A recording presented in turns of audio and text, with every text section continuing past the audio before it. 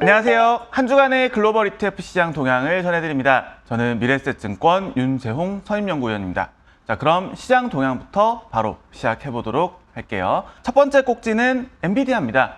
지난주 엔비디아 실적 발표가 있었는데요. 어떤 시장 전망치를 말 그대로 찢어놓은 실적을 발표를 했죠. 회계연도 기준으로는 이제 2025년 1분기 실적을 발표를 했는데 분기 매출액은 260억 4천만 달러였습니다. 직전 분기 대비로도 18%, 그리고 전년 동기 대비로도 262%나 이제 급증한 실적 발표를 했고요. 이렇게 이제 시장 전망치를 상회하는 실적을 발표를 하다 보니까 주가 역시도 급등을 했죠. 그 덕분에 미국 반도체 시장 전반으로도 좀 온기가 퍼졌고, 그러다 보니까 미국 반도체 ETF, 티커로는 이제 SMH 티커를 가진 ETF 역시도 신고가를 경신을 했습니다.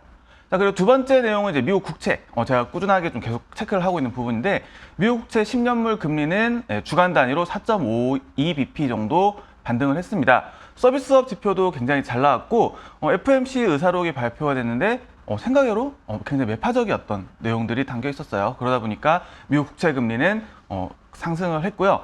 자, 이렇게 이제 엔비디아 호실적 그리고 미국 국채 금리 반등 두 가지가 좀 겹치다 보니까 대형 성장만 버틴 시장이 보여졌습니다. 성장주가 좀 상대적으로 좀 방어력을 보였는데, 자, 지금 이제 화면에 보시는 이 차트는 이제 주요 유형별 사이즈별로 이제 등락률을 나타낸 겁니다. 지금 이제 미국 대형 성장만 이제 1.5% 상승을 하면서 이제 유일하게 상승을 했고요. 이외에 이제 소형주라든가 중형주 혹은 대형 가치주는 하락을 했습니다. 특히나 대형 가치의 경우에는 보잉이 또 급락을 하면서 이제 수익률을 끌어내렸고요. 중형주, 소형주 내에서도 성장주는 상대적으로 방어력을 보였다라는 부분까지도 체크를 할 수가 있을 것 같아요. 마지막은 이제 미국 신고가 관련된 내용입니다. 지금 종목 숫자는 다소 줄었어요. 561개, 직전주에 561개 종목에서 지난주에 이제 458개 종목으로 조금은 종목 숫자는 감소를 했고요. 자, 그런데 좀 특징적인 부분들 좀 꼽아보면 반도체와 같은 이 기술주 관련된 ETF들이 상승률 상위에 다수 올랐습니다. 지금 보시게 되면 이제 주요 섹터 산업 내에서는 반도체 그리고 정보기술 관련된 ETF들이 상승률 상위에 올라와 있고요. 스타일 내에서도 이 성장 팩터를 가진 ETF들이 다수 상승률 상위에 올랐습니다.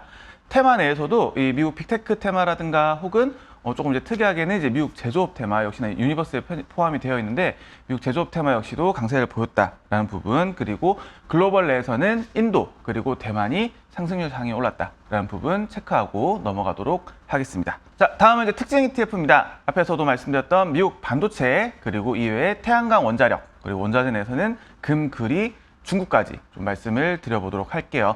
자, 먼저 미국 반도체 앞에서도 말씀드렸던 것처럼 엔비디아 호실적 발표를 했고요.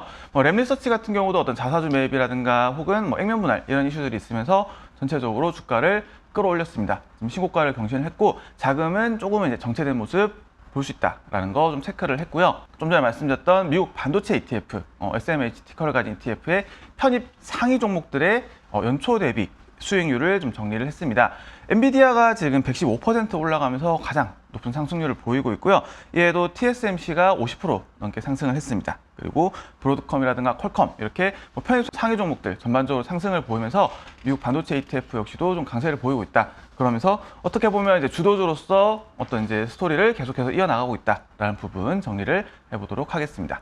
다음 이제 태양광입니다. 지금 빨간색 선으로 나타나는 것이 이제 미국 태양광 ETF인 티커로는 TAN, 티커를 가진 ETF의 최근 1년 주가 흐름이에요. 굉장히 낙폭이 컸고요. 최근 들어서 조금씩 이제 반등하는 모습 볼 수가 있습니다. 크게 두 가지 요인이 좀 복합적으로 작용을 했는데, 첫 번째는 이 AI가 촉발한 이 전력 수요에 대한 관심, 수요가 급격하게 늘어날 건데 아직까지는 좀 공급이 모자라다. 특히나 이런 대형 기업들이 어떤 데이터 센터라든가 이런 것들을 지으면서 태양광이 대거 들어갈 거다. 라는 부분들이 좀 작용을 했고요.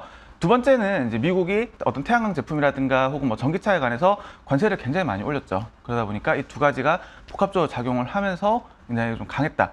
물론 이런 이슈들이 없었던 건 아니에요. 어떤 전력 수요라든가 이런 부분들에 대한 관심이 없었던 건 아닌데, 이제 직전에 최근에 주가가 부진할 때는 이 고금리에 대한 부담이 상대적으로 좀 부각된 반면에, 최근 들어서는 이 대중 규제라든가 혹은 이 전력 수요에 대한 부분으로 관심이 좀 넘어간 상태입니다. 친환경 에너지원 관련해서 빼놓을 수 없는 게 또 원자력이죠. 우라늄이라든가 혹은 한국 원자력 산업 관련한 ETF들 꾸준하게 좀 상승 흐름 볼 수 있다라는 거 좀 화면으로도 역시나 확인을 할 수가 있을 것 같고요.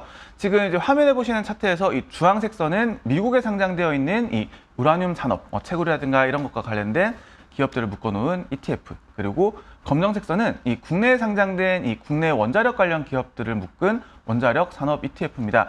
굉장히 이제 주가 흐름 이제 꾸준하게 올라오는 거 볼 수가 있는데, 지금 이제 미국 원자력 같은 경우에는 최근 1년 기준으로 지금 170%가 넘게 좀 올라와 있는 상태고요. 그리고 한국 원자력의 경우에는 181% 정도 상승을 보였습니다.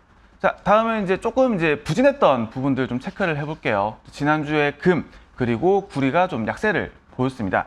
어떻게 보면 이제 어떤 투기적 수요라든가 이런 것들이 사상 최대치까지 올라온 상태에서 이제 금리 상승이라든가 이런 부분들이 다시 이제 반등하는 부분들이 트리거가 되면서 급락을 했습니다. 사상 최고치까지 올라왔다 보니까 이제 부담감도 있었을 거고요. 자, 그러다 보니까 이제 고점 대비 금은 4.3% 가량, 그리고 구리 같은 경우는 이제 CPR 티커를 가진 ETF로 상장이 되어 있는데 7.6% 가량 좀 조정을 보였습니다. 이와 함께 이제 관련된 채굴 관련된 ETF들도 이제 지난주에 좀 일제히 조정을 보이는 상태입니다. 자, 마지막은 중국입니다. 지난주에 이 중국 관련된 지수들이 좀 일제히 하락을 했는데, 이제 크게 이제 두 가지 요인을 좀 짚어볼 수가 있을 것 같아요. 첫 번째는 대만 해역에서 이 군사훈련을 좀 실시를 하면서 이 지정학적 어떤 우려가 좀 부각이 된 측면들이 있었고요.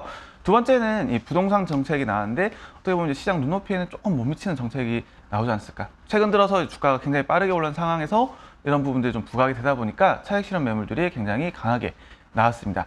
자, 그러다 보니까 이 홍콩 시장에 상장되어 있는 항상테크 ETF, 티커로는 이제 03033 티커를 가진 ETF 같은 경우는 주간 단위로 7% 넘게 하락을 했고요.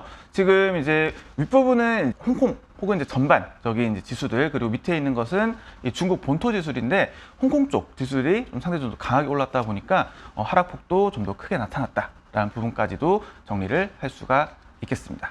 이번 주에 발간된 이 위클리 자료의 경우에는 타이틀을 엔비디아 실적에 환호하고 금리에 발목 잡힌 시장이라고 좀 잡아봤어요. 어떻게 보면 이 반도체 같은 경우는 이 핵심 주도주로서 스토리를 좀 계속해서 좀 이어나갈 수 있다라는 부분에서 좀 계속해서 관심을 좀 가지면 좋을 것 같고요. 이 금리 부분들 같은 경우는 상대적으로 좀 변동성이 좀 계속 이어질 가능성은 상대적으로 좀 높습니다.